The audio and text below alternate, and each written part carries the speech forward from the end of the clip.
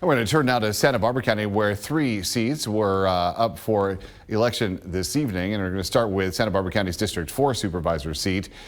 Early results show that incumbent supervisor Bob Nelson has a fairly substantial lead over his challenger, Krishna Flores, at 74% compared to Flores' 26%. KSBY's Jacob Dizon is joining us live now in Santa Maria with more on that race. Jacob? That's right, Richard. Over the past few weeks, I've been closely following Santa Barbara County's District 4 supervisor race between incumbent Bob Nelson and challenger Krishna Flores. I'm your Santa Maria Valley community reporter, and I heard from both candidates once more as their campaigns come to a close.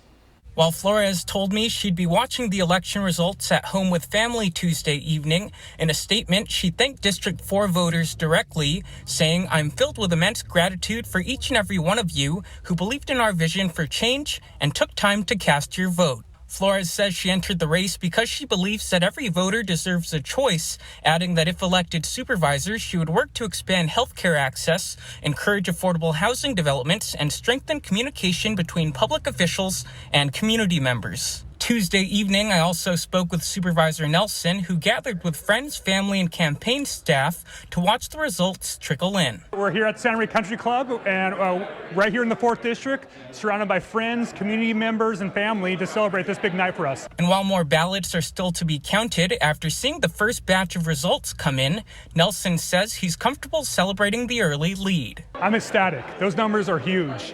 I'm really excited to see that in early voting that we're doing really well.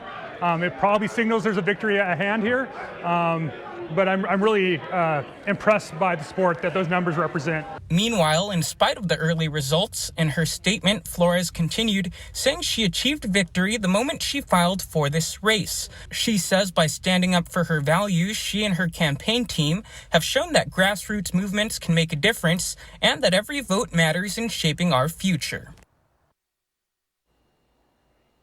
The winner of the District 4 supervisor seat will begin their new term in January. Live in Santa Maria, Jacob Dizon, KSBY News.